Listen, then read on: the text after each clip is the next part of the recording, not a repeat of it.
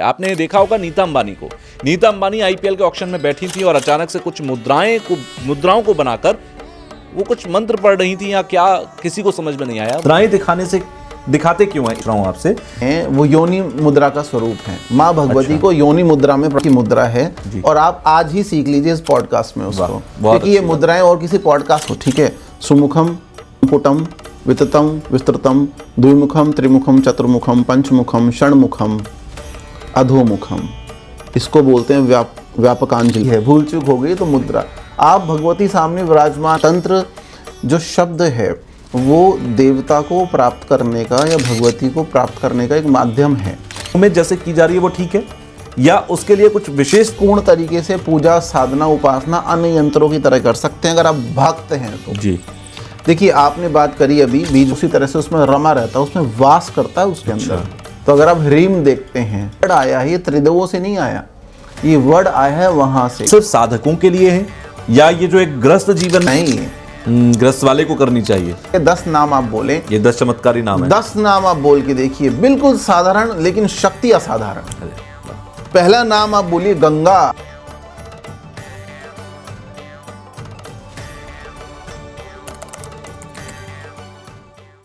नमस्कार, कैसे हैं आप सब लोग?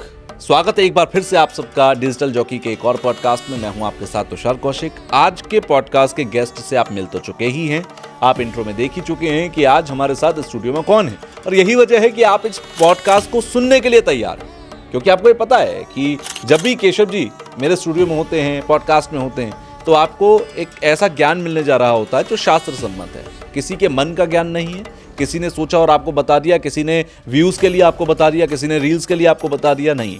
जो शास्त्रों में लिखा है वही आप सुनते हैं। और पिछले 2 पॉडकास्ट में, जब हमने 2025 की भविष्यवाणी वाला पॉडकास्ट केशव जी के साथ किया था, आचार्य जी के साथ किया था, उसकी भविष्यवाणियां पॉडकास्ट डलते ही हमने देखने लगे थे कि दुनिया में वो सच होने लगी थी। जैसे आपको याद होगा कि उस पॉडकास्ट में कहा गया था कि आग की घटनाएं बहुत होंगी और कैलिफोर्निया में आग लगी।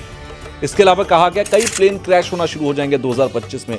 6 प्लेन 7 प्लेन अब तक क्रैश हो चुके हैं। इसके अलावा वायरस अटैक की बात की गई थी, आपने देखा HMPV वायरस के अटैक की बात सामने आने लगी। तो ये कई ऐसी भविष्यवाणियां थी जो सच हुई, और मैंने उस पॉडकास्ट में कहा था कि अगर ये सच होंगी तो मैं आपको जल्दी बुलाऊंगा। तो मैंने सोचा आज बुलाते हैं, लेकिन बात किसी और विषय पर करते हैं। गुप्त नवरात्र। हम तो नवरात्र के बारे में तो जानते हैं जो चैत्र में आता है, और शारदीय नवरात्र होता है उसके बारे में तो हर कोई जानता है, लेकिन गुप्त नवरात्र गुप्त क्यों है? सबसे बड़ी बात, सबसे पहला सवाल तो यहां पर ये उठता है। और गुप्त नवरात्र अगर गुप्त है तो इसके साथ की बहुत सारी ऐसी चीजें हैं जिन पर आज हम बात करेंगे। आज हम मुद्राओं पर बात करेंगे। आपने देखा होगा नीता अंबानी को। नीता अंबानी आईपीएल के ऑक्शन में बैठी थी और अचानक से कुछ मुद्राओं को बनाकर वो कुछ मंत्र पढ़ रही थी या क्या, किसी को समझ में नहीं आया। वो रील बहुत वायरल है। तब मेरे जहन में आया कि कभी ना कभी मुद्राओं पर बात करूंगा।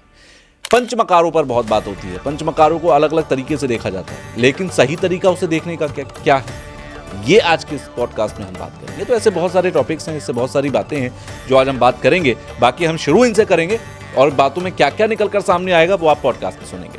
तो जय माई की। आचार्य जी कैसे हैं आप? जय माई की। एक और पॉडकास्ट है आज हमारा।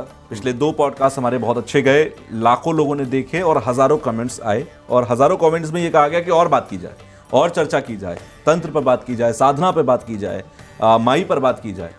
तो हमने फिर कोऑर्डिनेट किया और एक और पॉडकास्ट रिकॉर्ड करने के लिए हम लोग यहाँ पर सामने आए हैं। तो हमारे व्यूअर्स एक बार फिर से आपको देखकर बहुत खुश होंगे, मुझे लगता है।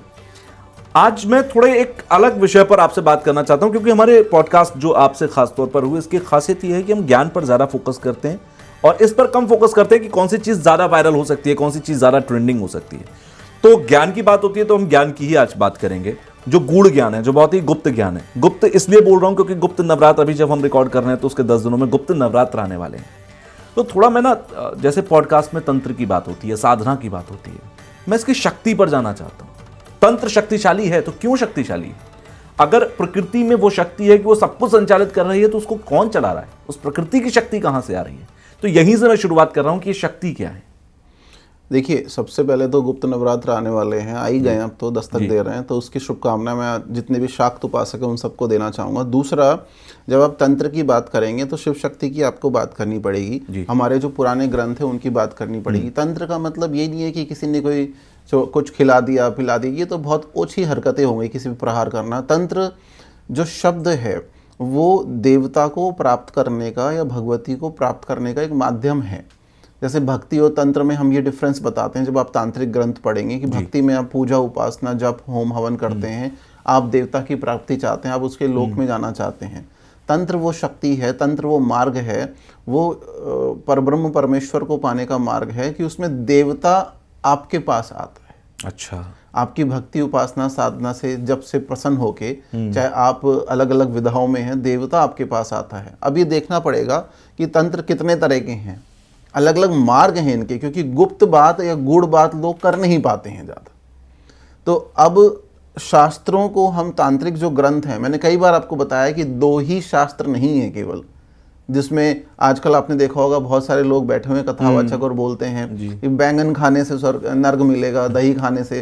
तो ये वो भक्ति या तंत्र का मार्ग नहीं। तंत्र अलग है, भक्ति अलग है।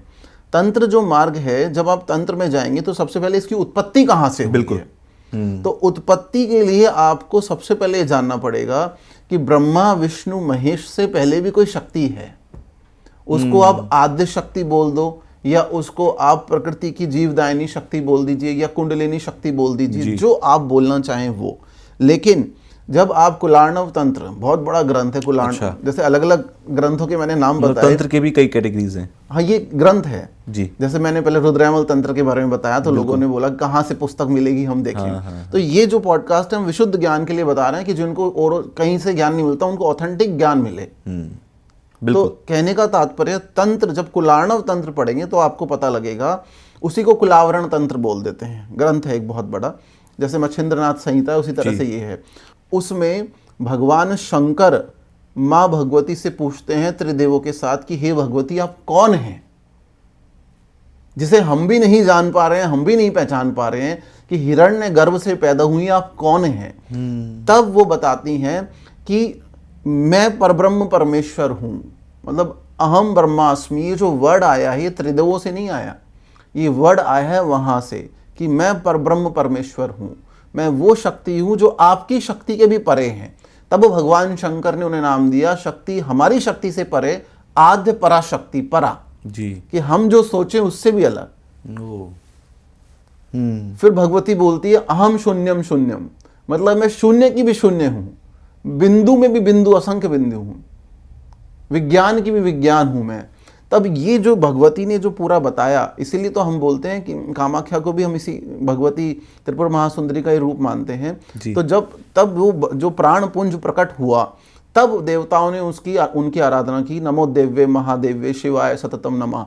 उसी को आप मानते हैं कि जो पहला श्लोक है दुर्गा सप्तशती का वो यही है। तो यहाँ से ये उत्पत्ति है जी। अब उसी को आप बाला सुंदरी बोल देते हैं, उसी को त्रिपुर महासुंदरी बोल देते हैं, उसी को राजराजेश्वरी बोल देते हैं, उसी को षोडशी 16 वर्ष की कन्या कामेश्वरी बोल देते हैं।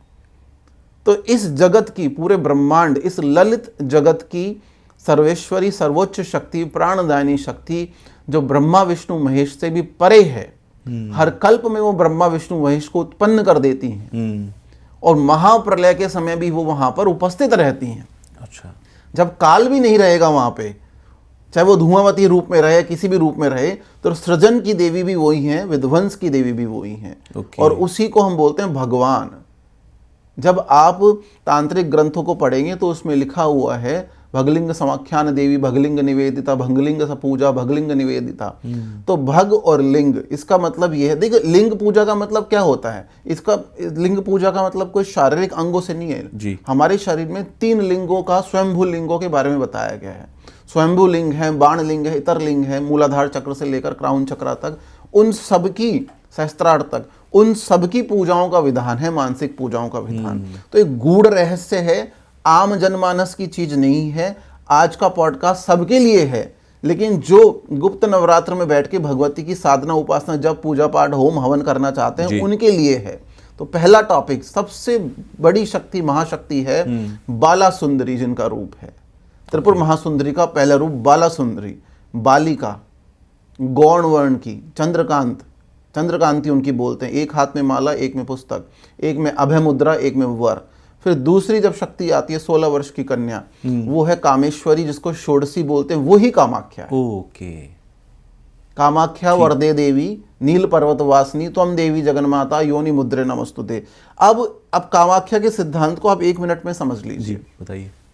भगवान शंकर ने ये बोला है कि जो कामाख्या से परे है वो शक्तियों से विमुख है, और इसके लिए एक श्लोक आपको मिलेगा वहां पर। वो श्लोक है, ये कुलार्णव तंत्र में आपको श्लोक मिलेगा, आप उसको पढ़ लेना। भगवान शंकर आदि योगी स्वयं बोल रहे हैं, बिना कामात्मिका ना सिद्धि भविष्यति, मतलब बिना कामाख्या की सिद्धि नहीं हो सकती। अच्छा। वो ही समस्त चराचर जगत में व्याप्त सरस्वती है, वही लक्ष्मी है, वही कालिका है। उसको आप हर एक सिद्धि में वही है, हर एक तंत्र साधना में वही है। अगर आप भगवती के किसी भी रूप की साधना उपासना करते हैं, अगर आप तंत्र क्षेत्र में हैं, अगर आप एक धूप बत्ती भी जला रहे हैं तो भी आप तंत्र क्षेत्र में हैं, अगर आप नैवेद्य चढ़ा रहे हैं भगवती को तो भी तंत्र क्षेत्र में हैं आप। तो अगर आपको कामाख्या का बुलावा अभी तक नहीं आया तो आपकी साधना में कुछ ना कुछ न्यूनता है।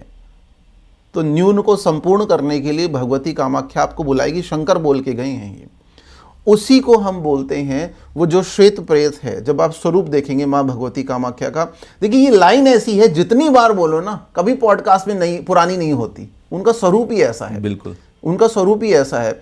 देखिए अनंत श्री विभूषित शंकराचार्य महाभाग जो हुए, उनको भगवती का स्वरूप दिखा। पहले तो दुर्गा में या फिर चंडी में या फिर महामाई में वो भी नहीं मानते थे, लेकिन भगवती ने जब उन्हें साक्षात्कार कराया और जो सौंदर्य उन्हें दिखा, उसी से उन्हें सौंदर्य लहरी लिखी ग्रंथ, और उस सौंदर्य को देख के जो उनको आनंद हुआ, वो श्लोक उन्होंने आनंद लहरी में लिखे। अच्छा जी। हाँ, तो कहने का तात्पर्य है कामाख्या क्या है, वो जो नीलांचल पर्वत है जहाँ दशम महाविद्याओं के पीठ है, भगवान शंकर का शरीर है श्वेत प्रेत। माँ भगवती राजराजेश्वरी को कोई धारण ही नहीं कर सकता, तो भगवान शंकर स्वयं श्वेत प्रेत बनकर नीलांचल पर्वत बन के बैठ गए वहां पर। अच्छा। हाँ, और भगवती माँ कामाख्या उनके पद्मनाभ से, पद्म कमल से, नाभि कमल से निकली है। ओके। 6 मुख 12 हाथ, ब्रह्मा विष्णु महेश चवर करते हुए वहां पे आपने देखा होगा। जब आप स्वरूप देखेंगे उन्हीं को, इसलिए आप ललिता सहस्त्र नाम में भी देखेंगे, ओम श्री माता श्री महारागी श्रीमती सिंहासनेश्वरी, सिंहासन की ईश्वर है वो। महारागी का मतलब है जिसका कोई राजा ना हो। राजा तो वो हर कल्प में उत्पन्न करती है, वो रानियों की भी रानी है। तो इसलिए बोला गया ओम श्री माता श्री महारागी श्रीमती सिंहासनेश्वरी चिदग्नि कुंड संभूता देव कार्य समुद्रता। तो देवराज इंद्र बोल रहे हैं कि मेरी सेवा और देवताओं की सेवा स्वीकार करके आप इस सृष्टि का कल्याण करिए। और वही कामाख्या जब अन्नपूर्णा बनती है तो आप देखिए भगवान शंकर उनसे भिक्षा भी ले रहे हैं। बिल्कुल। हाँ, आपने भिक्षा पात्र भी देखा होगा, वो अन्नपूर्णा से ले रहे हैं। अन्नपूर्णा माता के आगे हाँ भगवान शिव रहते हैं। हाँ, तो तीसरी महाशक्ति माँ कामाक्षी के बाद है राजराजेश्वरी। अच्छा। जिनको देवता अपनी रानी मानते हैं। ओके। हाँ, ये तीसरी सबसे बड़ी शक्ति है। और चौथी, इस ब्रह्मांड को चलाने वाली 64 योगिनियों में सर्वोपरि दशम महाविद्याओं से भी ऊपर आदि पराशक्ति त्रिपुर ललिता त्रिपुर महासुंदरी, जो ललित है, जिसमें असंख्य असंख्य सूर्य, असंख्य असंख्य चंद्र से भी ज्यादा प्रकाश है, उनसे भी ज्यादा ललित है वो। तो इसलिए उनको बोला गया श्री त्रिपुर महासुंदरी या ललिता महासुंदरी। तो ये 4 रूपों को जो समझ ले वो श्री यंत्र की साधना जान जाता है। और मैं दोबारा आपको बता दूं, अगर श्री अर्चन, श्री यंत्र, अगर आप श्री सूक्त का अध्ययन करते हैं, अगर आप श्री सूक्त से अर्चन करना जानते हैं, अगर भगवतियों की खड़गमाला मंत्रों का आपको ज्ञान है, गुरु का आशीर्वाद आपके ऊपर है, श्री यंत्र के उपासक को मोक्ष की प्राप्ति, स्वर्ग की प्राप्ति करने की कोई आवश्यकता नहीं है, वो मोक्ष में ही बैठा हुआ है। अच्छा। कोई जप होम हवन, अगर आप श्री यंत्र के उपासक हैं, अगर आपको चक्रार्चन आता है, इसको चक्रार्चन बोलते हैं। अच्छा। गुप्त विधाओं को मैं ज्यादा नहीं बताता, आपको पता है हमेशा मैं देवताओं को और गुरुओं का मान रखता हूं। तो चक्रार्चन या श्री यंत्र या उनका जो अर्चन आपको आता है, आपको किसी होम की आवश्यकता नहीं, किसी हवन की आवश्यकता नहीं, आपको मोक्ष की या स्वर्ग की आवश्यकता नहीं। आप ये समझिए कि देवराज इंद्र जहां बैठे हैं, श्री यंत्र का अर्चन करने वाला वहीं बैठा हुआ है। अच्छा, श्री विद्या और श्री यंत्र की पूजा सबके घरों में होती है। ज़्यादातर घरों में मैं देखता हूँ कहीं पर स्फटिक के श्री यंत्र रखते हैं, कहीं पर कोई यंत्र तांबे पर है उसको रखते हैं, पूजा करते हैं। क्या श्री विद्या या श्री यंत्र की पूजा करना घरों में एक तो क्या, जैसे क्योंकि घरों के अंदर मंदिरों में एक सामान्य सा तरीका होता है उसको करने का, लेकिन जिस तरह से आपने बताया श्री विद्या और श्री यंत्र की पूजा एक बहुत ऊपर लेवल की साधना है, तो क्या वो साधना घरों में जैसे की जा रही है वो ठीक है, या उसके लिए कुछ विशेष तरीके की जरूरत होगी लोगों को करने के लिए? देखिए, जब आप कई बार ये सुनते हैं कि ओम का उच्चारण, प्रणव का उच्चारण बिना दीक्षा के नहीं करते हैं, फिर ये बात आती है कि नाम का उच्चारण कर सकते हैं, मंत्र का उच्चारण नहीं कर सकते, क्योंकि वो नाम भी है, मंत्र भी है। इसी तरह से श्री यंत्र को आप भावपूर्ण तरीके से पूजा, साधना, उपासना अन्य यंत्रों की तरह कर सकते हैं अगर आप भक्त हैं तो जी। लेकिन अगर आपको, देखिए कुलाचारी क्या है, आप किस कुल के हैं, हम किस कुल के हैं, कुल, आप कौन से कुल के हैं, आप श्री के कुल के हैं या फिर हम श्री के कुल के हैं, तो कुलाचारी का मतलब है कुल के आचार विचार। ओके। अगर जैसे कई बार आपने, देखिए इसमें एक छोटा सा आपको विधान समझना पड़ेगा, तंत्र के विधान। जैसे एक है दक्षिण मार्ग, सात्विक पूजा उपासना पद्धति, एक है वाम मार्ग, बताने की आवश्यकता नहीं है जी। आपको पता है इसके पंचमकारों पर भी बात होती है। वाम का मतलब उल्टा, वामा, जो आप करते हैं उसका उल्टा वो करेंगे। फिर है कोलाचार, ये बहुत बड़ा मार्ग है, कोल मार्ग, जो शिव और शक्ति दोनों को साथ लेके चलता है, दोनों की परिभाषा बताता है। माँ कामाख्या से एसोसिएटेड है, माँ कामाख्या का ही कोल मार्ग है जी। कोल मार्ग में कुछ भी वर्जित नहीं है। अच्छा। हाँ, आप स्वतंत्र हैं, स्वच्छंद हैं, लेकिन कोल मार्ग ही बोलता है कि हर एक भगवती, हर एक जो भगवती है उसका जो शील है जी, वो आप अपनी माता के समान ही पूजनीय मानो। ओके। पंचमकार की साधना है कि ये पंचमकार जो हैं इनको आप समझ लीजिए और ये जीवन को कैसे नष्ट भ्रष्ट कर सकते हैं या विकृत कर सकते हैं या सफल बना सकते हैं, उसके बीच एक छोटी सी लाइन है, बारीक लाइन है। तो कामाख्या की साधना या कोल मार्ग की साधना, कोलाचारी जो उपासक होगा वो हर एक स्त्री के शील को देवी स्वरूप समझेगा।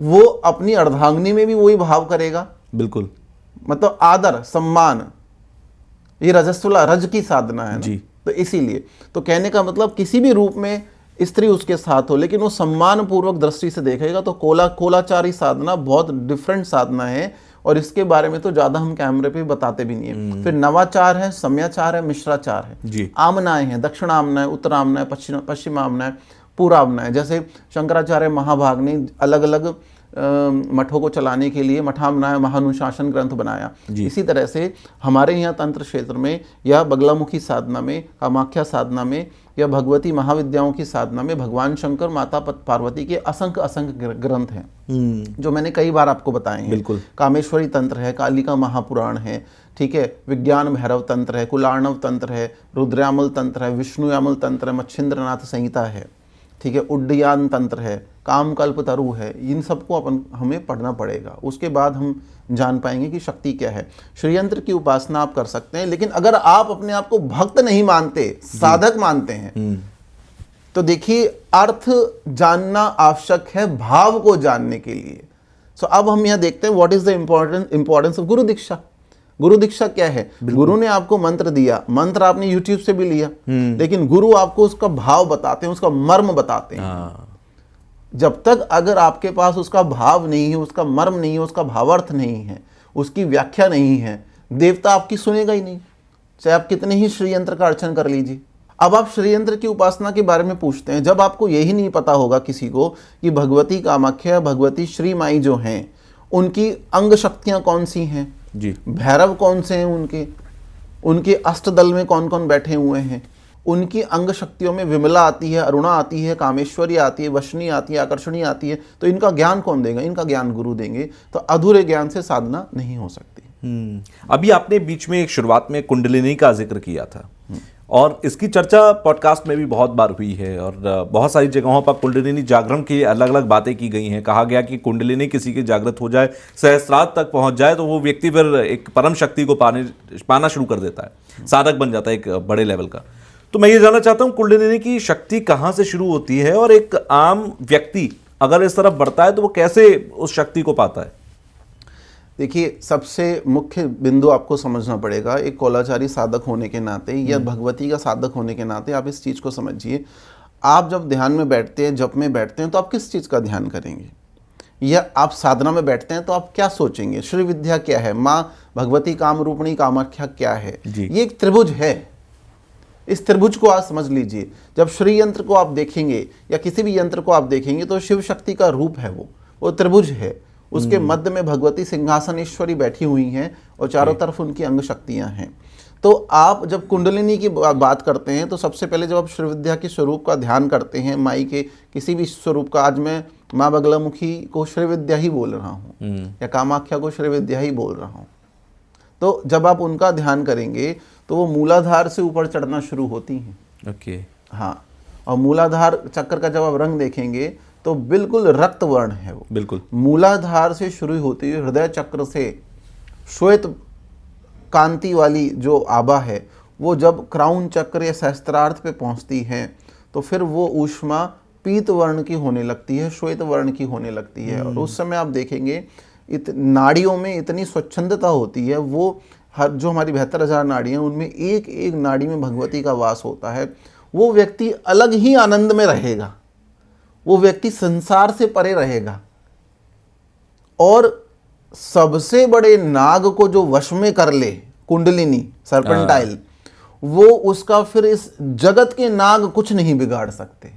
काम क्रोध लोभ मद मोह मत्सर ये भी नहीं बिगाड़ सकते। और जब कुंडलिनी जागृत होगी महाविद्या साधना या उपासना से या गुरु के ज्ञान से या गुरुगम्य ज्ञान से, तो आप फिर देखने मात्र से, स्पर्श मात्र से और मंत्रों के माध्यम से और अपने सानिध्य में लेने के माध्यम से ही जगत का कल्याण करने लगेंगे। तो इसलिए सबसे बड़े नाग को जो धारण कर लेता है उसको इस सृष्टि के जो और नाग हैं उनसे कोई प्रलाप नहीं होता, कोई परेशानी नहीं। तो ये कितना आसान और कितना मुश्किल है? नहीं, आसान तो बिल्कुल भी नहीं है। आज कौन धन छोड़ना चाहता है? बिल्कुल। आज कौन गाड़ी छोड़ना चाहता है? अपना भोजन छोड़ के किसको देना चाहता है? तो देखिए, जब आप पराशक्तियों की बात करते हैं, भगवती कामाख्या की या श्री विद्या की, ललिता की, माँ बगलामुखी की बात करते हैं तो इनकी अंग शक्तियां हैं, डाकनी, हाकनी, लाखनी, काकनी, राखनी, शाकनी। बिल्कुल। अब तंत्र में तो तंत्र का जो छोटा स्वरूप जानते हैं, जिनको लगता है मदिरा बलि बस, नहीं, ये स्वरूप नहीं है, मदिरा और बलि स्वरूप नहीं है। ठीक है, तो आपको पंचमकार की साधना से पहले ये जानना पड़ेगा। जब आप योगनी बोलते हैं, यक्षिणी बोलते हैं, आप बहुत आसानी से बता देते हैं कि ये साधना करो, उनका ज्ञान जानो आप पहले। तो इतने पॉडकास्टों में जिन लोगों को ज्ञान भी नहीं है वो यक्षिणी की साधना बता रहे हैं। हाँ। और जब किसी के साथ यक्षिणी की साधना आप कोई कर रहा है, उसको कुछ नुकसान हो गया तो क्या वो उसकी जिम्मेदारी लेगा? तो मैं बार बार गुप्त नवरात्र के अवसर पर बोलता हूँ कि गुरु की महिमा सृजन से विध्वंस तक है और हमेशा बनी रहेगी। क्योंकि हम गुरु की पूजा नहीं करते, हम गुरु तत्व की पूजा करते हैं। तत्व कभी नष्ट नहीं होता। जैसे बोलते हैं ना, गुरु, महागुरु, सदगुरु, दादा गुरु, परदादा गुरु भी होते हैं। तो ये जो है तत्व वहीं से चला आ रहा है। तो सबसे पहले जैसे हम बोलते हैं हाकनी, सब डर जाते हैं, डाकनी नहीं। हाकनी का मतलब क्या है? शास्त्र में आप देखिए, जब कुलार्णव तंत्र या और जो मैंने ग्रंथ बताए उनके चैप्टर्स को हम बोलते हैं उल्लास, पंचम उल्लास, षष्ठ उल्लास। जब इनको आप पढ़ेंगे ना तब आपको पता लगेगा हा क नी। हा का मतलब क्या है? का मतलब ज्ञान है, हा का मतलब यहाँ पे क्या है? त्याग। हा त्याग, का ज्ञान, और नयति जो फलीभूत होगा। तो ये जो हाकनी शक्ति है, मतलब मैं आपको बता रहा हूं कि भगवती की परिचारिका, दासी क्या है? परिचारिका, सेविकाएं जो भगवती की हैं वो क्या हैं? अच्छा, ये डाकनी शाकनी सब देवी की सेविकाएं हैं। ओके, यही आपका आके काम करती। ओके, राजराजेश्वरी थोड़ी आएगी। जब हम साधना करते हैं, तंत्र करते हैं, तो यही आती हैं जो सारे काम को पूरा करके जाती हैं। यही परीक्षा लेने आती हैं, यही फल प्रदायक माध्यम शक्तियां हैं। जब हम बोलते हैं स्वाहा स्वधा नमस्तुते, तो वहां अग्निदेव की पत्नियां आती हैं लेने। तो ये 64 योगिनियों के स्वरूप हैं।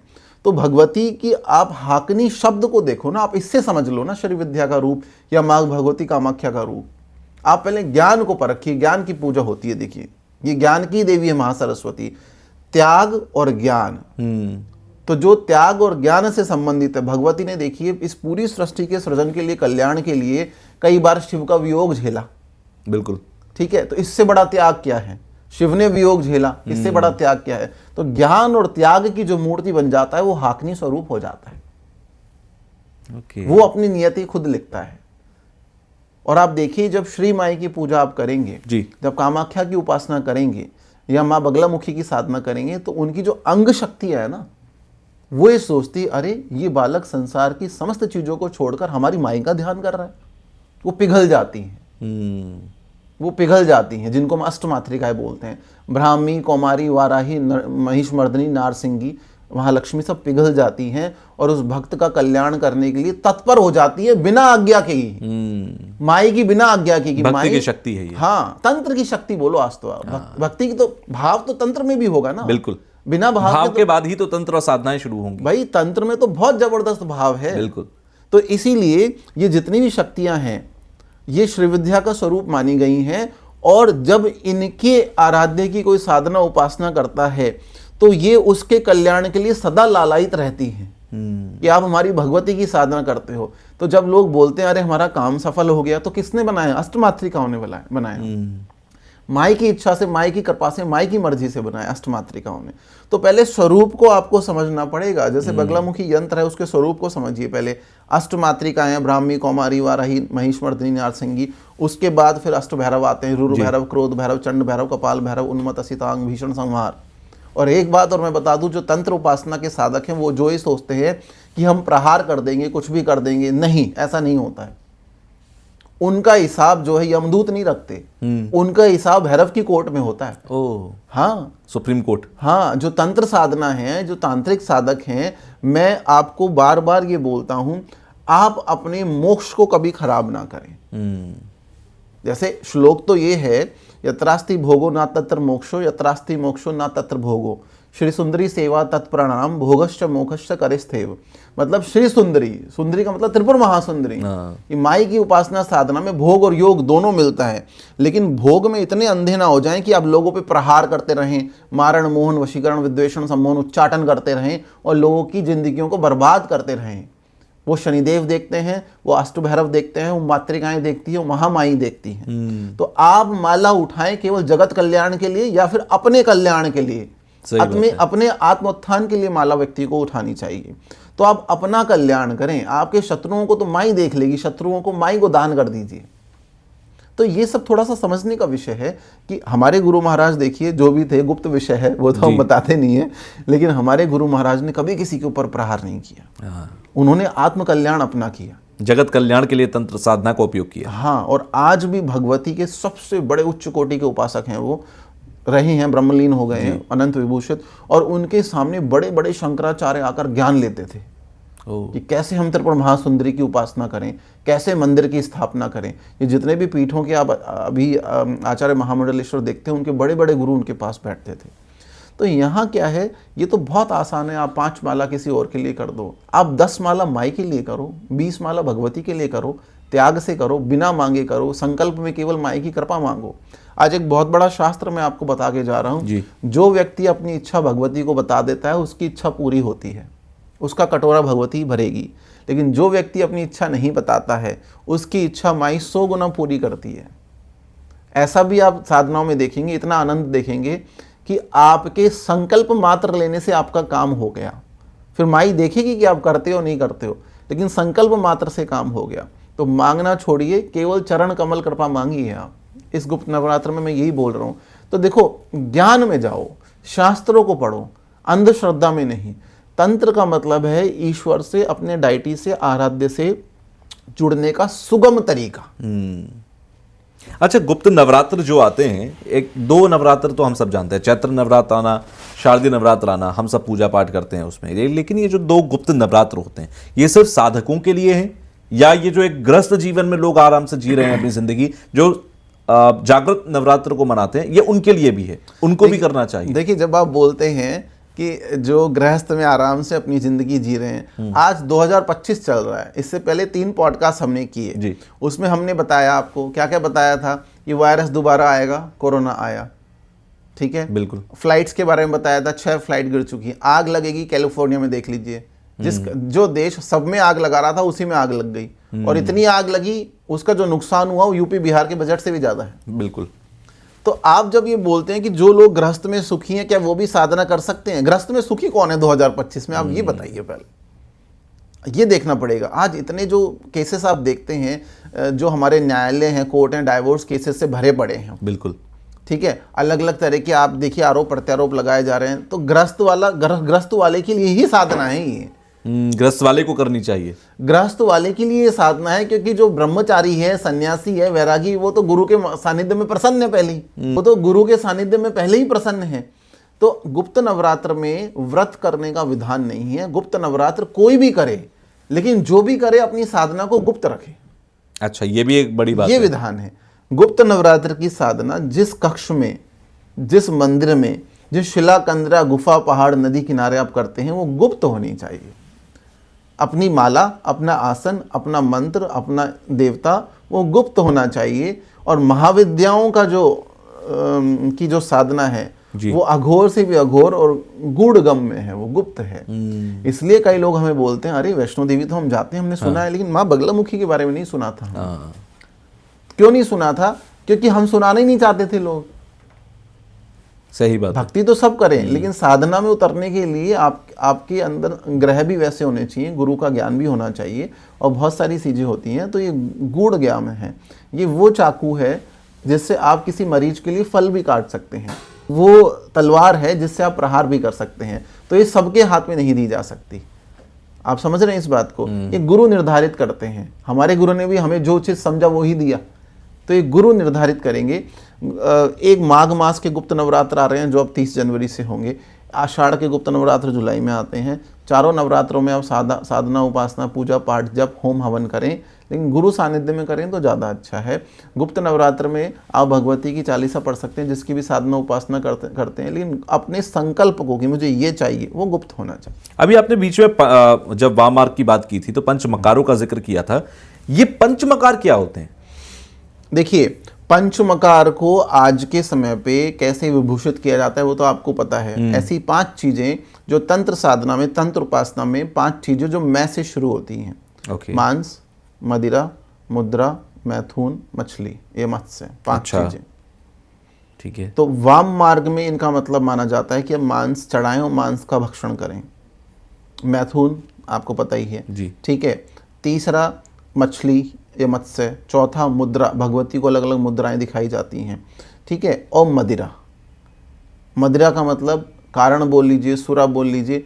अब ये तो वाम मार्ग की साधक इसको इस तरह से परिभाषित करते हैं, लेकिन आप देखिए वाम मार्ग के जो स्वरूप को भी बहुत कलुषित करके प्रकट किया जा रहा है। क्योंकि किसी निरीह प्राणी की बलि करके जी आप अगर देवता को प्रसन्न करते हैं तो उसमें कहीं ना कहीं आपका कर्म दूषित तो होता है। बिल्कुल। तो आप अब हम तो देखो शास्त्र संगत बात करते हैं, तो अब शास्त्रों पे चलते हैं कि ये पंचमकार है क्या। ये पंचमकार क्या लिखे हैं? मदिरा है।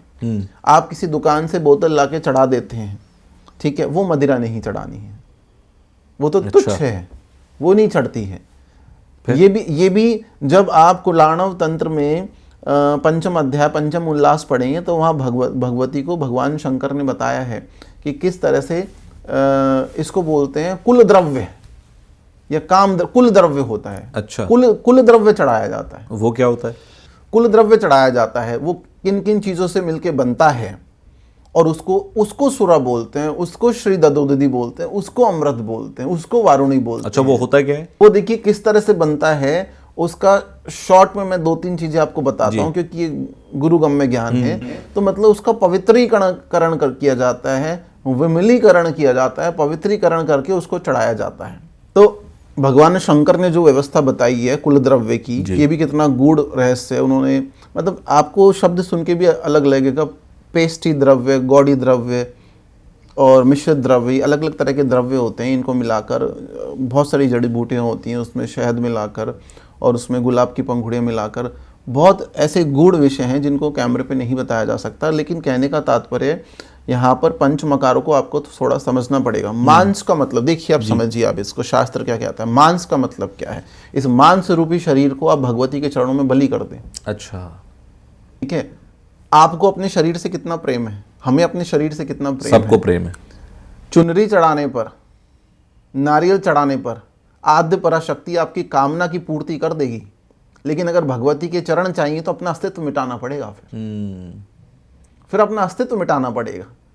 अपना देह चढ़ाना होगा। देह चढ़ाने का मतलब है पंचमकार में मांस का मतलब यह है कि जो सबसे प्रिय मांस जो है वो पशु नहीं, सबसे अपना है। देखिए अज का मतलब क्या है, अज का मतलब क्या होता है शास्त्र में, 3 साल पुराना अनाज, उससे पेस्टी पशु बनाया जाता है। पेस्टी पशु का मतलब है उस जो आटे का पेट होता है उससे एक पशु बना के उसमें भावना करे कि अपनी सारी पशुता उसमें चली गई है और उसको चढ़ा दे यहां बलि स्वरूप, ये शास्त्र है। अच्छा, ठीक है, तो कहने मंदिरों की जो परंपराएं हैं उनको हम प्रणाम करते हैं, लेकिन एक आम जनमानस के लिए मैं बता रहा हूं कि मनुष्य से बड़ा पशु तो कोई हो नहीं सकता। कई बार ऐसा आपने देखा है, जितने आप क्राइम देखते हैं, जितने आप आजकल विभत्स चीजें देखते हैं, तो कहने का तात्पर्य ये जो आपका शरीर है, मांस रूपी शरीर जिससे आपको अथाह प्रेम है, सबसे बड़ा मांस का टुकड़ा जो है, इसको भगवती की साधना उपासना में बलि स्वरूप आप अर्पित कर दो। ये मांस के बाद मदिरा का मैंने बताया जी, कि कुल द्रव्य बनता है, उसको कुल द्रव्य बोलते हैं। और मध्य बोला गया, मदिरा नहीं लिखा गया शास्त्र में, मध्य है। मध्य क्या है? मध्य वो नशा या वो कांति है जो भगवती की साधना में आपको फलीभूत होती है आपकी कुंडलियों में, अब वो आप चढ़ाते हैं। मध्य रूपी द्रव्य जो है वो आपकी कुंडलिनी शक्ति में फैलता है। मध्य रूपी जो द्रव्य है वो आपकी कुंडलिनी में चलता है। ठीक है, कई लोग जैसे हमने कई बड़े बड़े साधकों से सुना है, आचार्यों से, कि चंद्रमा की रोशनी में जो आप साधना करते हैं उस चंद्र को भी मध्य बोलते हैं उस समय, उस कांति और शीतलता को। और फिर आप मुद्राओं पे आते हैं, उसका पूरा एक सिद्धांत है। माँ भगवती कामरूपिणी कामाख्या या गायत्री की साधना में या महाविद्या उपासना में 24 मुद्राएं प्रदर्शित की जाती हैं। जब तक वो 24 मुद्राओं का ज्ञान आपको नहीं है, भगवती संपूर्ण फल आपको नहीं देगी। 24 मुद्राएं क्या होती हैं? अलग अलग मुद्राएं हैं, उनके बारे में मैं आपको बताता हूँ। देखिए, जब आप गायत्री उपासना करेंगे, देवी की साधना, या कामाख्या उपासना करेंगे, या माँ भगवती बगलामुखी की साधना उपासना करेंगे, तो ये जो मैं आपको मुद्राएं बताने जा रहा हूँ, आज हम मुद्राओं पे फोकस कर रहे हैं, ताकि देखिए हमारे सनातन धर्म की सुंदरता ये है कि अगर कोई व्यक्ति बोल नहीं सकता तो भी मुद्रा दिखा के पूजा उपासना साधना कर सकता है। अच्छा, ये हो सकता है। हाँ, कामाख्या की तो सारी साधना मुद्राओं से संबंधित है। ओके। सारे अर्चन में मुद्राएं हैं, भगवती बगलामुखी के अर्चन में मुद्राएं हैं। तो ये थोड़ा सा आपको शास्त्र जानना पड़ेगा कि मुद्राएं जो हैं वो भगवती की प्रसन्नता के लिए बताई जाती हैं। माँ भगवती सामान्य प्रणाम स्वीकार नहीं करती है।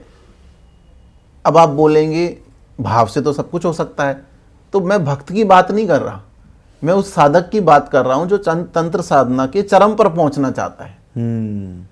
मैं 5वीं क्लास के सिलेबस की बात नहीं कर रहा, मैं IAS IPS के सिलेबस की बात कर रहा हूं जिसको UPSC का प्रोटोकॉल फॉलो करना पड़ता है, मैं वो बात कर रहा हूं। तो जब आप गायत्री साधना की बात करेंगे, माँ कामाख्या साधना की बात करेंगे, तंत्र शास्त्र की बात करेंगे, तो पंचमकारों में मुद्रा का बहुत महत्व है जी। 24 मुद्राएं दिखाई जाती है माई को। ठीक है, सुमुखम, पुटम, विततम, विस्तृतम, द्विमुखम, त्रिमुखम, चतुर्मुखम, पंचमुखम, षण्मुखम, अधोमुखम, इसको बोलते हैं व्यापकांजलिकम जी। ठीक है, उसके बाद जो मुद्राएं आती हैं उसमें शकटम, यम पाशम, उन्मुखो मुखम, प्रलंभम इस तरह से बनाया जाता है। उसके बाद मुद्रा आती है ग्रंथिम। ठीक है, मत्स्यम, ये मत्स्य मुद्रा हो गई। कुछ लोग मुष्टिकम मुद्रा आती है। उसके बाद कुर्म, ये वही कुर्म है जिसपे समुद्र मंथन हुआ जी। कुर्म। उसके बाद वाराह मुद्रा इस तरह से होती है, कुछ लोग वाराह मुद्रा इस तरह से भी दिखाते हैं, अलग अलग मुद्राएं हैं। उसके बाद सिंहिकांतम, महाक्रांतम, मुदगरम, पल्लवम, ये 24 मुद्राएं दिखाने से ही भगवती गायत्री आपकी बात सुनेगी या सिद्ध होगी, या कामाख्या आपकी बात सुनेगी या सिद्ध होगी। तो ये मुद्राओं का अर्थ क्या है? मुद्राएं दिखाने से दिखाते क्यों है, ये मैं इसलिए भी पूछ रहा हूं आपसे। IPL ऑक्शन हो रहा था, नीता अंबानी अचानक से कुछ मुद्राओं से पूजा करती हुई नजर आई। अभी कुंभ भी चल रहा है, वहां पर हम देखते हैं कि कई संत महंत ऐसे हैं जो कि गंगा स्नान कर रहे हैं और कुछ मुद्राओं से वो स्नान करते हैं। ये क्यों किया जाता है वहां पर? देखिए, ये सारी जो मुद्राएं हैं वो योनि मुद्रा का स्वरूप है। माँ भगवती को योनि मुद्रा में प्रणाम किया जाता है। योनि मुद्रा भी कई तरह की होती है। प्रथम योनि मुद्रा, द्वितीय योनि मुद्रा, ठीक है, फिर उसके बाद तृतीय योनि मुद्रा, ये महायोनि मुद्रा है। अलग अलग योनि मुद्राएं होती हैं। तो भगवती को सामान्य रूप से प्रणाम ना करके वो आद्य पराशक्ति योनि मुद्रा कामाख्या है, वहीं से निकला है। तो योनि मुद्रा को योनि स्वरूप मान के योनि मुद्रा में प्रणाम किया जाता है। अच्छा। और फिर इसके भाग हैं अलग अलग। कि आप एक दो मुख हो, चतुर्मुख हो, पंचमुख, इस सृष्टि के जितने भी पंचमकार हैं वो सारी इन मुद्राओं में समाहित हैं। अब जब आप दुर्गा की बात करते हैं तो ये दुर्गा की मुद्रा है। देखिए, आपको कष्ट हो रहा हो, रोग हो रहा हो, कोर्ट केस चल रहा हो, शत्रु परेशान कर रहे हो, तो फिर दुर्गा की मुद्रा लगाइए। ये दुर्गा की मुद्रा है, देखिए। ओके, ये मुद्रा है दुर्ग मुद्रा, दुर्गा मुद्रा। इस तरह से इसमें जप, ध्यान, पूजा पाठ, उपासना जो भी आप करना चाहते हैं, ये मुद्रा लगा के आप करेंगे तो फिर दुर्गा की मुद्रा के साथ साथ कौन कौन सी मुद्रा चलती है? मुंड मुद्रा, संहार मुद्रा, खड़ग मुद्रा, अच्छा, पाश मुद्रा। ये आप देखिए, ये पार्श्व मुद्रा है, इसको पार्श्व मुद्रा बोलते हैं। और इसी को अंकुश मुद्रा बनाने के लिए आप इस तरह से कर देते हैं, अंकुश मुद्रा बन गई। ओके, मुंड मुद्रा या काली मुद्रा जिसको बोलते हैं, ये देखिए अंगूठा जब अंदर करेंगे, इसको बंद करेंगे, ये मुंड मुद्रा या काली मुद्रा बन गई। ओके, इस तरह से विष्णु मुद्रा भी होती है, भगवान विष्णु को प्रसन्न करने के लिए, या नारायणी शक्ति माँ बगलामुखी को प्रसन्न करने के लिए। ये जो है ये विष्णु मुद्रा है। ये कुबेर मुद्रा है। कुबेर भी माँ भगवती, स्वर्ण आकर्षण भैरव और माँ भगवती, माँ बगलामुखी से आदेश प्राप्त करके, कामाख्या से और भगवान शंकर से आदेश प्राप्त करके आपको धन देते हैं। तो ये कुबेर मुद्रा हो गई। तो मुद्राओं में क्या है? संहार मुद्रा, संहार मुद्रा, निर्वाण मुद्रा आप दिखाते हैं। देखिए, यही निर्वाण मुद्रा है। इस तरह से इसको हम निर्वाण मुद्रा बोलते हैं। ओके, तो और ये कौन सी मुद्रा है? देखिए, ये कौन सी मुद्रा है? ये सर्व आकर्षणी मुद्रा है, सर्व वशंकरी सर्व आकर्षणी मुद्रा, या इसको त्रिपुर सुंदरी मुद्रा भी बोलते हैं। इस मुद्रा को दिखाने से आकर्षण होता है। अच्छा, अगर किसी का आकर्षण करना है और मैं जो आपने बताया उस तरीके से मुद्रा बनाकर अगर मैं ध्यान कर रहा हूँ उसका, तो वो आकर्षण के लिए काम आएगी, मतलब?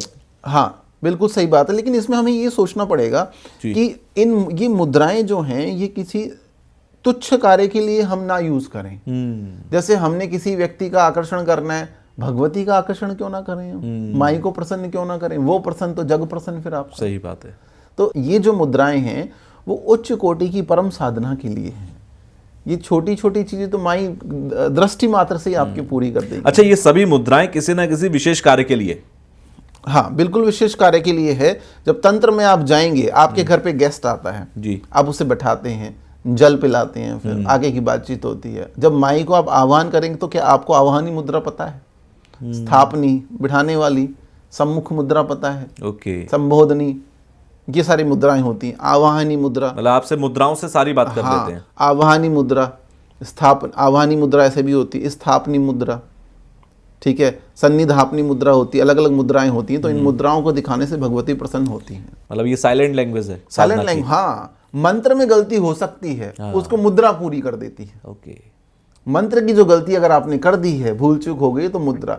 आप भगवती सामने विराजमान हैं, आप पंकज मुद्रा दिखाइए उनको, ये पंकज मुद्रा होती है, कमल मुद्रा। तो इसी तरह से जब आप देवी का जप संपूर्ण करते हैं, फिर 8 मुद्राओं का और विधान है। 8 मुद्राओं में सुरभि मुद्रा दिखाई जाती है। 24 मुद्राएं दिखाई, आपने जप संपन्न किया, उसके बाद देखिए फिर 8 मुद्राएं और दिखाई जाती हैं, जिसमें सुरभि मुद्रा होती है। ये सुरभि मुद्रा हर कोई नहीं बना पाएगा, ये भी टफ मुद्रा होती है बहुत, ये दिखाई जाती है। उसके बाद एक होती है ज्ञान मुद्रा, वैराग्य मुद्रा, लिंग मुद्रा, भगवान शंकर की मुद्रा दिखाई जाती है, पंकज मुद्रा होती है, और महानिर्वाण मुद्रा होती है। महानिर्वाण मुद्रा बनाने के लिए आपको दोनों हाथों को इस तरह से करके, और ये दोनों हाथ फिर यहाँ पर आपके त्रिनेत्र या आज्ञा चक्र पे जाते हैं। मैंने देखा है, कई साधक ऐसे करते हुए मैंने देखे हैं। तो ये एक बहुत बड़ा विषय है। हमारे पास भी लोग, मैं आपको बताता हूँ, अलग भारत से ही नहीं, अलग अलग कंट्री से लोग मुद्राएं सीखने के लिए केवल आते हैं। बहुत लोग आते हैं। तो कहने का तात्पर्य ये है, ये पंचमकार की साधना ये आम जन की साधना ही नहीं है। ये तो उसकी साधना है जिसके अंदर भगवती के लिए पागलपन हो। सही बात है। जो जगह जगह माई के लिए विचरण कर सके, घूम सके, पागलपन हो, रात रात बैठ के जप कर सके, जो अपनी भूख प्यास भूल जाए और अपने आप अपना सर्वस्व, अपना अस्तित्व माई के चरणों में निछावर कर दे, फिर दिखेगी उसे। फिर उसे दिखेगी कि आदि पराशक्ति क्या है। देखिए, जितनी भी शक्तियां आप देखते हैं या सुनते हैं या जानते हैं, ये स्थूल रूप में नहीं है, ये सूक्ष्म रूप में है, जो दिखाई नहीं देती लेकिन होती हर जगह है। हाँ, तो ये आपको छाया रूप में, धूम्र रूप में, किसी बालिका रूप में, किसी न किसी रूप में दिखेंगी। रियलिटी में आपके सामने नहीं आती हैं, आपके कार्य को बना देती हैं और किसी न किसी रूप में आभास कराती हैं कि मैं यहीं पर हूं। तो इसीलिए हमें ये देखना पड़ेगा कि रियलिटी क्या है। किसी के शरीर में भगवती आ गई, देवी आ गई, वो अलग विषय है, उस पर उनकी सेविकाएं, दासियां, परिचय, वो वही है। वो जो हवा है, जो सूक्ष्म शक्ति है, वो आप बोल सकते हैं परब्रह्म शक्ति है। वो स्थूल रूप में नहीं, सूक्ष्म रूप में आती है। वो आपके पंच कोशों में, पंच कोशों में, जो हमारी वायु है, प्राण, उदान, अपान, व्यान, समान, इन सब में। तो ये जो पूरी कुंडलिनी शक्ति है, ये एक शक्ति से संचालित होती है, जिसको आप चाहे श्री विद्या बोल दो, प्रकृति पुरुष की शक्ति बोल दो, या उसको आद्य पराशक्ति बोल दो। तो वो सूक्ष्म रूप में है। वो आपको ये आभास कराएगी कि हाँ, मैं आपके साथ हूँ। लेकिन प्रकटीकरण हो जाए कलयुग में, वो बिरलों के लिए संभव है। अभी आपने कई सारी मुद्राएं बताई, उसमें अलग अलग चीजों के लिए अलग अलग मुद्राएं बताई। मैं ये जानना चाहता हूं, एक आम आदमी है, मैं हूं, अब मैं साधना में बहुत आगे नहीं हूं, लेकिन मैं ईश्वर को मानना चाहता हूं। मैं अपने देवी देवता के लिए वो जो मुद्राएं आपने बताई, उसके जरिए उनको वो मुद्राएं दिखाकर साधना चाहता हूं या उनकी भक्ति चाहता हूं। क्या देवी देवता जैसे माँ दुर्गा हैं, माँ काली हैं, या भगवान गणेश हैं, या भगवान शिव हैं, इनके लिए भी तमाम मुद्राएं होती है कि एक आम आदमी सीख ले, अपने घर में पूजा पाठ करते वक्त वो मुद्रा दिखाए, जिससे कि भगवान की कृपा उन पर रहे? देखिए, सभी समस्त देवी देवताओं की मुद्रा है और आप आज ही सीख लीजिए इस पॉडकास्ट में उसको, क्योंकि ये मुद्राएं और किसी पॉडकास्ट में आती नहीं है। Golden opportunity. हाँ, ये मुद्राएं यहीं सिखाई जाती हैं, क्योंकि ये पॉडकास्ट बिना मुद्रा के होता है। आप ज्ञान के लिए हमें बुलाते हैं। सही बात। तो इसीलिए यहाँ पर क्या है, हम ज्ञान देने के लिए बैठे हुए हैं। भगवती लक्ष्मी को प्रसन्न करना चाहते हैं, धन धान्य चाहते हैं। इसमें आप ये बात और ध्यान रखें कि लक्ष्मी और विष्णु में, लक्ष्मी में फर्क है। अच्छा। जब माता लक्ष्मी को ये पता लगा कि मेरे आराध्य जो है परम विष्णु, उनके हृदय में शंकर का वास है, तो वो रुष्ट हो गई। फिर तपस्या करी उन्होंने, तो शंकर जी ने उन्हें वरदान दिया, आज से आप भी विष्णु में लक्ष्मी रहेंगी, मतलब आप नारायण के हृदय में हमारे साथ साथ आप भी वास करेंगी। तब माता भगवती ने बोला कि सृष्टि का जो भी प्राणी, चराचर प्राणी जो भी है, वो विष्णु में लक्ष्मी, विष्णु जी के हृदय में वास करने वाली, विष्णु हृदय निवासिनी लक्ष्मी का ध्यान करेगा, तो मैं कभी उसके यहाँ से नहीं जाऊंगी। वो जो विष्णु में लक्ष्मी है, वो प्रसन्न होती है इस मुद्रा से। देखिए, अच्छा, ये जो मुद्रा है, ये महालक्ष्मी मुद्रा है, इसको आप दिखाएं। मतलब जो धन धान्य चाहता है, जो करोड़पति अरबपति बनना चाहता है, वो उस मुद्रा को आज से शुरू कर दे। अगर आप अक्षमालिका मुद्रा या महासरस्वती ब्राह्मणी की कृपा चाहते हैं, तो फिर आपको ये मुद्रा दिखानी पड़ेगी। ध्यान से देख लीजिए, ये फिंगर यहाँ अलग है और ये फिंगर यहाँ पे इस तरह से जुड़ जाती है। ये देखिए, ये आपने क्रॉस करी सारे फिंगर्स और ये देखिए, ये जुड़ जाती है। ये अक्षमालिका मुद्रा है। माँ भगवती कालिका को प्रसन्न करने के लिए मुंड मुद्रा होती है, इस तरह से हम बोलते हैं। अब इसमें ये 3 ही उंगली लगेंगी, ये अंदर है, ये मुंड मुद्रा होती है, इस तरह से। आप त्रिपुर महासुंदरी मुद्रा दिखाना चाहते हैं, सर्वाकर्षणी मुद्रा, तो सर्वाकर्षणी मुद्रा ये भी है। देखिए, ये सर्वाकर्षणी मुद्रा है। इस मुद्रा को आप ऐसे भी दिखा सकते हैं और कुछ लोग इस मुद्रा को ऐसे दिखाते हैं। ये तीव्र वशीकरण देती है ये मुद्रा। अच्छा, हाँ। तो वशीकरण जो लोग करते हैं उसमें इसका उपयोग होता है? हर पूजा में इनका उपयोग होता है। अच्छा। भाई, पहले देवता को तो प्रसन्न करें, देवता को तो आकर्षित करें, ऐसी अपनी पर्सनैलिटी को हम बनाएं, ऐसे हम अपनी जो आत्म तत्व है, जो हमारा मन है, हमारे आसपास के एनवायरनमेंट को, ऑरा को हम ऐसा बनाएं कि भगवती या देवता जिसकी हम आराधना कर रहे हैं वो तो प्रसन्न हो पहले। तो इन मुद्राओं से आप अपना कल्याण कर सकते हैं। अब लोग बोलेंगे कि आचार्य जी, आप तो माँ भगवती बगलामुखी की साधना करते हो, उनकी मुद्रा तो बताई नहीं आपने। बिल्कुल। तो भूले नहीं है हम जो मेन पैकेज है वो लास्ट के लिए रखते हैं।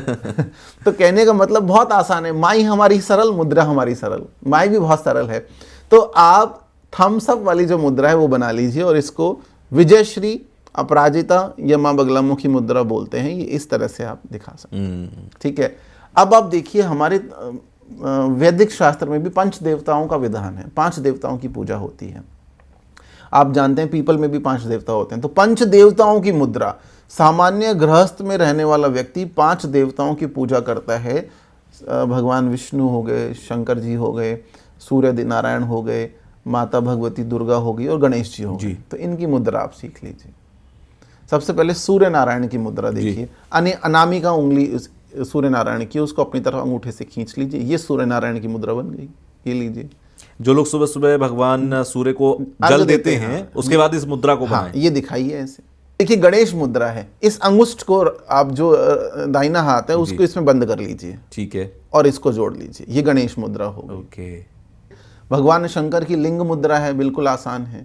दोनों लिंग, ये अंगूठे जो हैं, इसको एक अंगूठे को ऐसे रखना पड़ेगा, ये लिंग मुद्रा होगा, इसको दिखा सकते हैं। उसके बाद विष्णु जी की मुद्रा मैंने आपको बताई थी, विष्णु मुद्रा है, ठीक है।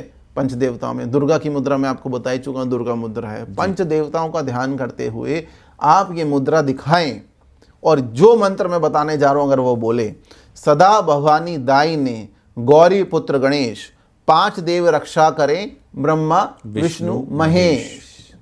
सदा भवानी दाई ने गौरी, दाई ने मतलब मेरा जो दाया अंग है जिससे मैं अपना कर्म करता हूं, उसमें भवानी मेरे साथ रहे हमेशा। चाहे मैं चेकबुक पे साइन कर रहा हूं, मैं किसी दस्तावेज पे साइन कर रहा हूं, तो वो मेरे साथ रहे और मेरा काम सुगम रहे, सरल रहे। क्योंकि हम तो आज का देख सकते हैं, माई तो दूरदर्शी है ना, त्रिकालदर्शी सही बात है।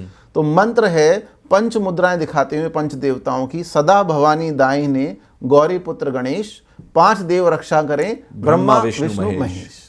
अभी आपने कई सारी मुद्राएं बताई, उसमें मैंने पहले भी बात की थी आकर्षण के लिए, तो आपने कुछ मुद्राएं बताई थी। तो कामदेव मुद्रा के बारे में भी मैंने सुना हुआ है, ये कामदेव मुद्रा कैसे बनती है और क्या है, फिर इससे होगा क्या अगर इसको बनाएंगे तो? देखिए बहुत काफी अच्छा रिसर्च रहता है आपका। तो कहने का मतलब ये है, कामदेव को हमारे शास्त्रों में गलत परिभाषित कर दिया गया। कामदेव को हमारे शास्त्रों में बोला गया बस ये काम के देवता हैं, भोग संभोग के देवता हैं, नहीं, वो कामाख्या के अति प्रिय हैं। अनंग बोला गया उन्हें, सृष्टि के कल्याण के लिए अपना त्याग कर दिया उन्होंने, सर्वस्व भस्म हो गए, और वहाँ भगवती कामाख्या ने उन्हें पुनः प्रकट किया, और वहाँ कामरूपिणी कामाख्या पीठ बना हुआ है गुवाहाटी असम में, ठीक है। तो कहने का तात्पर्य मतलब इसको हम सौभाग्य मानते हैं कि पॉडकास्ट से 5 दिन पहले भी हम वहाँ थे और हमें दोबारा भी जाने का अवसर मिलेगा। काम, अगर आपको लगता है कि आकर्षण की कमी है, लोग आपसे दूर भागते हैं, आपके कार्य संपन्न नहीं होते, किसी भी विभाग में आपने अर्जी लगाई फिर भी कार्य संपन्न नहीं हुआ आपका बॉस आपकी नहीं सुन रहे हैं, घर पे आपके पार्टनर्स जो हैं वो आपकी नहीं सुन रहे हैं, तो फिर आप कामदेव मुद्रा, जब आप पूजा पाठ उपासना करते हैं तो 1-2 मिनट के लिए कामदेव मुद्रा आप अपने देवता को दिखाएं, कोई भी देव हो। भगवान शंकर, आपको पता है कामदेव की जो साधनाएं हैं या काम साधनाएं जो होती हैं अनंग से संबंधित, वो सब भगवान शंकर के मंदिर शिवालय पे करने से ज़्यादा फलित होती हैं। अच्छा। तो कामदेव मुद्रा दिखाने के लिए आपको क्या करना पड़ेगा, ये मुद्रा इस तरह से बनती है, आपने ये बंद किया और इसको इस तरह से आपने किया, और ये फिर आपने यहाँ पे टच कर दिया, ओके। तो ये कामदेव मुद्रा है, ये कामदेव रति मुद्रा है। जिनको आकर्षण की कमी अपने अंदर लगती है, वो चाहते हैं कि हम 10 साल कम दिखे हमारी एज से, तो फिर ये मुद्रा आपको दिखानी पड़ेगी, इसको कामदेव मुद्रा बोलते हैं। और ये एक बार दिखा देना है या फिर इसको कुछ देर के लिए बनाकर रखना है? इसमें बैठ के 5 मिनट ध्यान करना है आपको अपने ईष्ट के मंत्र का। ठीक है। अच्छा चलिए अब थोड़ा सा और आगे बढ़ते हैं। कई सारे मंत्र हैं, उसके बीज मंत्र होते हैं, जैसे ह्रीम हुआ, हिलीम हुआ, क्लीम हुआ, ऐसे बहुत सारे बीज मंत्र हम सुनते हैं। ओम ह्रीं क्लीम क्लीम चामुंडाय विचय एक बहुत ही प्रसिद्ध मंत्र भी है इसको लेकर। ये बीज मंत्र कैसे होते हैं? इन बीज मंत्र की शक्ति क्या होती है? देखिए आपने बात करी अभी बीज मंत्रों के मैं बारे में बता रहा हूँ। ये बीज मंत्र क्या है, हमारे गुरु महाराज कहते थे बीज मंत्र ऐसे ही होता है जैसे आपने देखा होगा इस चंदन के पेड़ से सर्प लिपटा रहता है, तो बीज मंत्र में जिस देवता का बीज मंत्र है वो उसी तरह से उसमें रमा रहता है, उसमें वास करता है उसके अंदर। तो अगर आप ह्रीम देखते हैं महामाया बीज मंत्र, तो उसमें वास करती है भगवती। आप ह्लीम देखते हैं माँ बगलामुखी बीज मंत्र, उसमें वास करती है भगवती। अच्छा। आप क्लीम देखते हैं तो उसमें कामाख्या वास करती है। तो थोड़ा सा ह्रीम जो सबसे प्रसिद्ध, सबसे सभी बीज मंत्रों की जो प्राणदायनी शक्ति है वो ह्रीम से आती है। तो ह्रीम को कॉन्सेप्ट में शास्त्र के अनुसार आपको समझाता हूँ। देखिए जब आप ह्रीम की बात करते हैं तो इसमें है जो है वो आकाश तत्व है, रकार जो है वो अग्नि तत्व है, ठीक है। और इसमें जो बिंदु है, नाद स्वरूप जो बिंदु है, वो इस सृष्टि में परब्रह्म परमेश्वर का रूप है। और जब ह्रीम में मैं आप देखते हैं तो जल शक्ति या वायु शक्ति का प्रतीक है। तो ये जो ह्रीम शब्द है या ये बीज मंत्र है, पूरी सृष्टि को चलाने वाला बीज मंत्र है ये। पूरी सृष्टि में माया है, महामाया है, पराविद्या है, तो ये उसको चलाने वाला बीज मंत्र है। इसी तरह से माँ बगलामुखी बीज मंत्र जब आप देखते हैं है और लय पृथ्वी तत्व है, लम लम, लम जो ल पृथ्वी तत्व जो है लकार, वो ही लम बीज मंत्र हमारे मूलाधार में भी है। ठीक है, तो लीम है और ले आकाश तत्व और पृथ्वी तत्व की साधना है। इसका साधक जैसे फ्लाइट ऊपर जाती है ना, बिल्कुल उसी तरह से माँ भगवती का साधक इसी तरह से ऊपर चला जाता है। आकाश तत्व और पृथ्वी तत्व की साधना है। क्लीम आप देखते हैं, कामाख्या काम रूपणी बीज मंत्र है। ये कोलाचारी साधक सबसे ज्यादा जपते हैं। इसी को कृष्ण बीज मंत्र बोला गया क्योंकि भगवान कृष्ण ने बोला कि मैं ही कामाख्या हूँ और कामाख्या ही कृष्ण है। अब देखिए कितना अच्छा एक बहुत अच्छा कॉन्सेप्ट मैं आपको बताता हूँ। आप भी खाटू श्याम मंदिर गए होंगे, लोग बहुत जाते हैं और महाराज बर्बरीक जो हैं उनको भगवान कृष्ण का भी वरदान है और 3 बाण उनके पास अभेद्य हैं जिनकी वजह से वो पांडवों को हरा सकते थे जी। लेकिन क्या आपको पता है वो 3 बाण जो उन्हें दिए हैं वो कामाख्या साधना से, भगवती कामाख्या ने तंत्र साधना से प्रसन्न होके आज खाटू श्याम जी जो बोले जाते हैं बर्बरीक, उनको माँ कामाख्या ने वो 3 बाण दिए हैं। हमें इसलिए प्रसन्नता होती है कि हम राजस्थान के रहने वाले हैं जी, तो वहाँ खाटू श्याम जी के दर्शन करने आप जाएं या भगवती कामरूपिणी कामाख्या के दर्शन करने जाएं, उनकी खाटू श्याम जी की आराध्या माँ भगवती कामाख्या भी रही हैं। ओके, ये लोगों को पता ही नहीं। तो ये भी जानना जरूरी है कि शक्ति का स्रोत कहाँ है। तो शक्ति तो वही है, सबकी जो शक्ति है वो वहीं से कहीं ना कहीं सबको मिल रही है। सबने कहीं ना कहीं वहीं से साधना की है। अभी मैं कुछ दिन पहले एक रील देख रहा था और उसमें जैसे आजकल बहुत सारी रील्स आती हैं अलग अलग, उसमें एक था कि गणेश जी के आप ये 12 नाम रोज लीजिए तो इससे आप गणेश जी को प्रसन्न करके रखेंगे। ऐसी हनुमान जी के आप ये नाम लीजिए, इससे प्रसन्न होंगे। माँ भगवती के भी कुछ ऐसे नाम हैं जो चमत्कारी नाम हैं। आप पूजा पाठ नहीं कर पा रहे, साधना नहीं कर पा रहे, आप ये 10 नाम ही रोज ले लीजिए, माँ की कृपा इसी से बन जाएगी। ऐसे भी कुछ नाम होते हैं? देखिए 10 ऐसे नाम हैं जो 10 देवियों को इंगित करते हैं। उन नामों को लेने मात्र सुबह आप उठें ब्रह्म मुहूर्त में तो बहुत कम ही लोग उठ पाते हैं सिटीज में, लेकिन कोशिश करें जितना जल्दी उठें। जब आप बिस्तर छोड़ें, जमीन पे पैर रखें, उससे पहले 10 नाम आप बोलें। ये 10 चमत्कारी नाम है। 10 नाम आप बोल के देखिए, बिल्कुल साधारण लेकिन शक्ति असाधारण। पहला नाम आप बोलिए गंगा। अच्छा, हाँ, ये बहुत हमें ऐसा लगता है कि चलो गंगा नदी है, नदी नहीं है ये भगवान शंकर ने इनको शीश पे धारण किया है जी। और गंगाधर कहलाए वो जी, शीश पर स्थान दिया। हाँ, तो पहला नाम है गंगा, दूसरा नाम आप लें भवानी, तीसरा नाम है गायत्री और चौथा नाम है काली, 5वां नाम है लक्ष्मी, 6ठा नाम है बाला सुंदरी, 7वां नाम है सरस्वती, फिर बोलें ललिता, फिर बोलें श्यामा और आखिरी नाम है राजराजेश्वरी। आप देखिए क्या चमत्कार आपके जीवन में होने लगता है। यानी कि ये 10 नाम आप रोज लेना शुरू कर दीजिए, कुछ दिन में आपको याद हो जाएगा। रोजाना बोलिए, देवी की कृपा, भगवती की कृपा आप पर होने लगेगी। ये बहुत बेहतर है। गुप्त नवरात्र है या फिर आने वाले नवरात्र जो हैं, मैं ये एक इन जनरल वे में आपसे पूछना चाहता हूँ कि नवरात्र में वो कौन से उपाय हो सकते हैं जिससे इंसान देवी की कृपा भी प्राप्त करे और अपनी इच्छाओं को भी पूरा करे?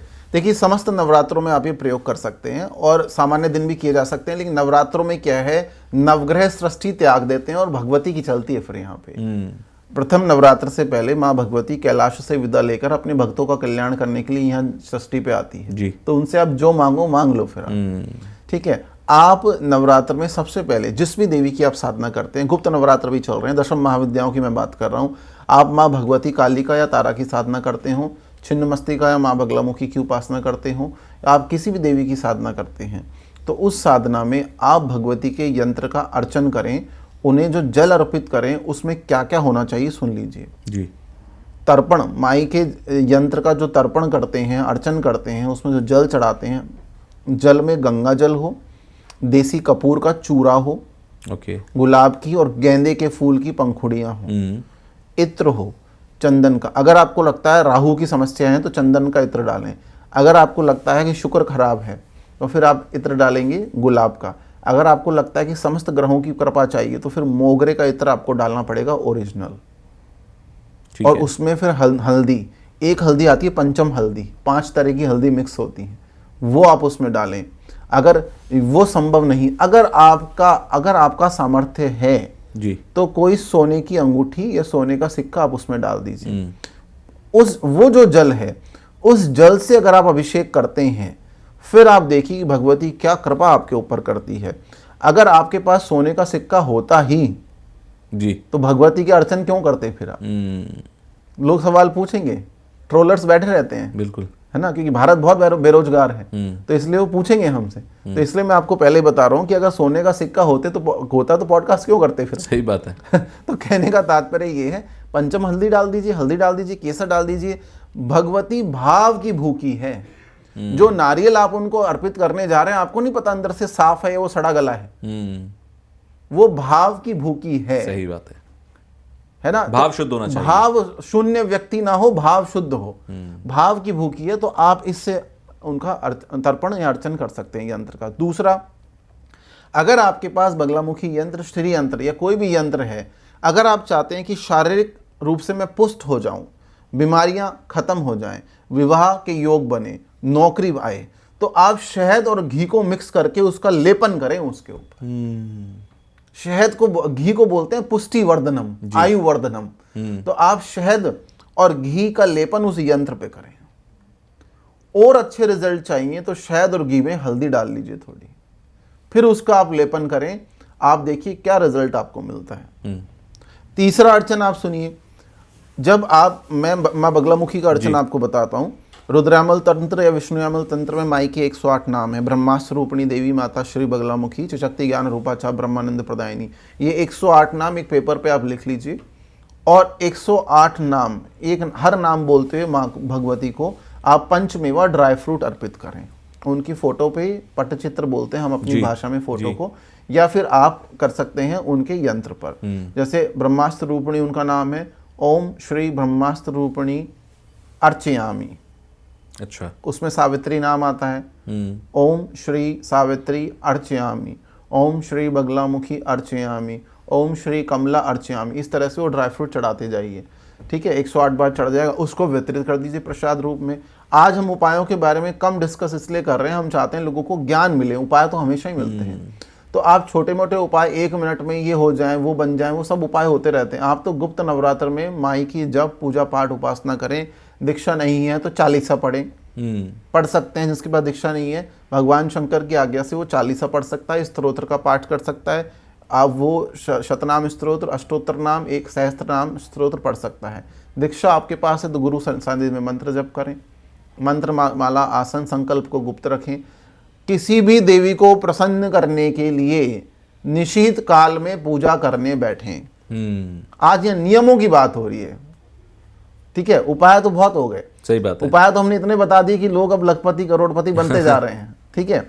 और हमारे पास फोन भी आते हैं। ये किसी के लिए परिहास का विषय हो सकता है, लोगों की जिंदगी बहुत सुधर रही है। हमने स्नान बताया था, गुप्त नवरात्र में तांत्रिक स्नान भी होता है। अच्छा, कोई बात नहीं जा पाए कुंभ आप तो, लेकिन तांत्रिक स्नान भी होता है गुप्त नवरात्र में। 9 के 9 दिन आप पानी में इलायची का चूरा, लौंग का चूरा, काली मिर्च का चूरा और जायफल का चूरा, ये 4 चूरे डालें और हल्दी डालें उसमें।